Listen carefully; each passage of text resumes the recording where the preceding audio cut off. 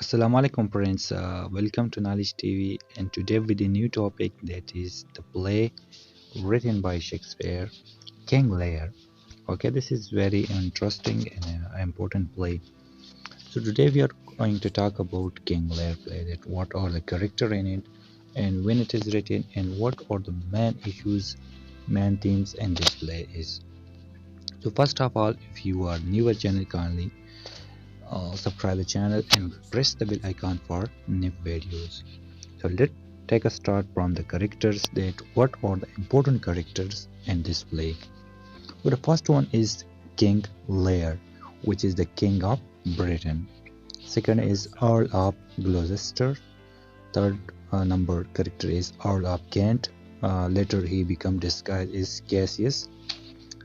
Fourth number character is Poole, which is company with King Lear. Okay, Lear Fool.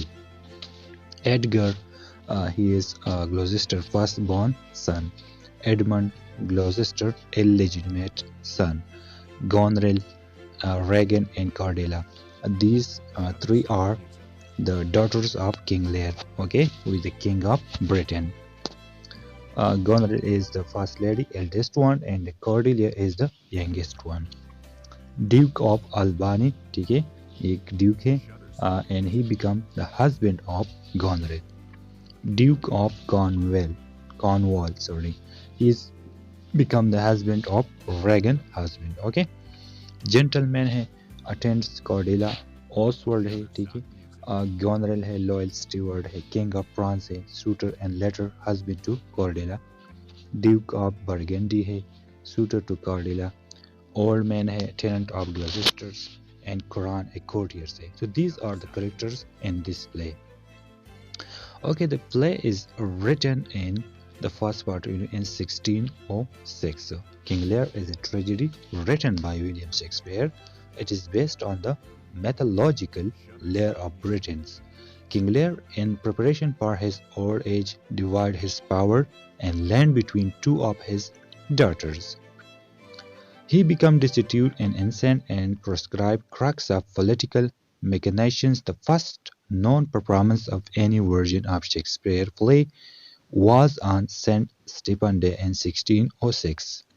The three extant publications from which modern editors derive their text are the 1608 quarto and 1619 quarto, unofficial and based on the 1623 first folio quarto version after significantly from the folio version.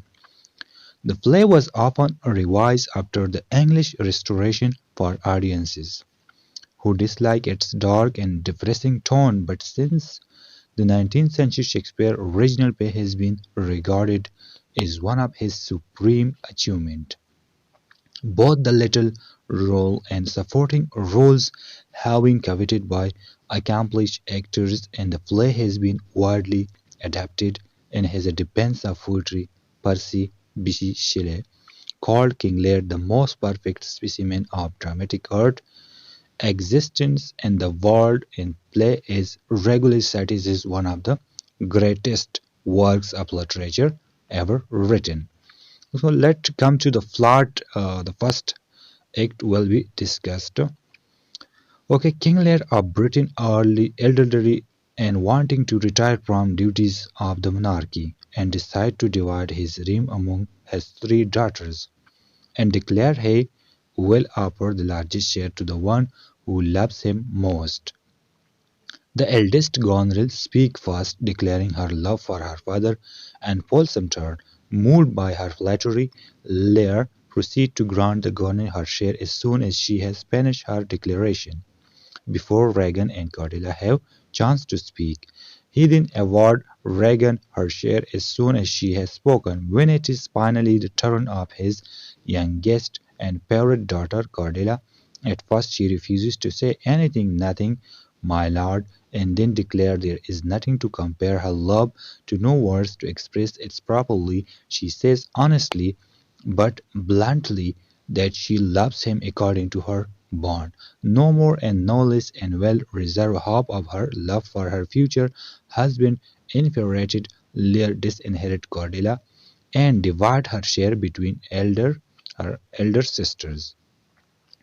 The Earl of Gloucester and the Earl of Kent observed that by dividing his realm between Goneril and Regan, Lear has awarded his realm in equal share to the Ferrets of Duke of Albany, Goneril husband, and the Duke of Cornwall. Regan husband can't object to Lear's unfair treatment of Cordelia. Enraged by Kent's protest, Lear banishes him from the country. Lear then summons the Duke of Burgundy and the King of France, who have both proposed marriage to Cordelia. Learning that Cordelia has been disinherited to the Duke of Burgundy, withdraw his suit, but the King of France is impressed by her honesty and marries her, nothing less. The King of France is shocked by Lear's decision because up until this time Lear has been only praised and favored Cordelia, she whom even but now your best object the argument of your praise, balm of your age. Meanwhile, Gloucester has introduced his illegitimate son Edmund to Kent. Lear announces he will live eternity with Goneril and Regan and their husband. He reserved to himself a retinue of 100 knights to be supported by his daughter. After Cordelia bids farewell to them and leaves with the King of France, Goneril and Regan speak privately, revealing that their declaration of love were false and they view Lear as Polish old man. Gloucester's son Edmund resents his illegitimate status and flaws to the views of legitimate older half-brother Edgar. He tracks his brother with a forged letter, making him think that the Edgar plans to usurp the state. The Earl of Kent returned from exile in disguise, calling himself Cassius, and Lear hired him as a servant. At Albany and Goneril House, Lear and Kent quarrel with Oswald, Goneril's steward. Lear discovered how now that Gondrel has power, she no longer respects him. She ordered him to reduce the number of his disorderly retinue. Enraged, Lear departs for Regan home. The fool reproaches Lear with his foolishness in giving everything to Regan and Gondrel and predict that Regan will treat him no better. So this is the kind of victorious British leader meets and recently widowed Regan now declares she will marry Edmund. But Albany exposes the intrigues of Edmund and Goneril and proclaims Edmund as a traitor. Regan falls ill, have been poisoned by Goneril and escorted upstage where she dies. Edmund defies Albany, who calls for a trial by combat. Edgar appears masked in armor and challenges Edmund to a duel. No one knows who he is. Edgar owns Edmund flatly, though Edmund does not die immediately. Albany confronts Goneril with the letter which was intended to be his death warrant. She flees in shame and rage. Edgar reveals himself and reports that Gloucester died upstage from the shock and joy of learning that Edgar is alive. After Edgar revealed himself to his father, upstage Goneril, her plans thwarted, commits suicide. The dying Edmund decided, though he admitted it against his own character, to try to save Lear and Cordelia, but his confession comes too late. Soon after, Albany sent men to countermand Edmund orders. Lear enters bearing Cordelia's corpse in his arms, having survived by killing the executioners. Kent appears and Lear now recognizes him. Albany urges Lear to resume his throne, but it is Gloucester the trials Lear has been through have finally overwhelmed him and he dies.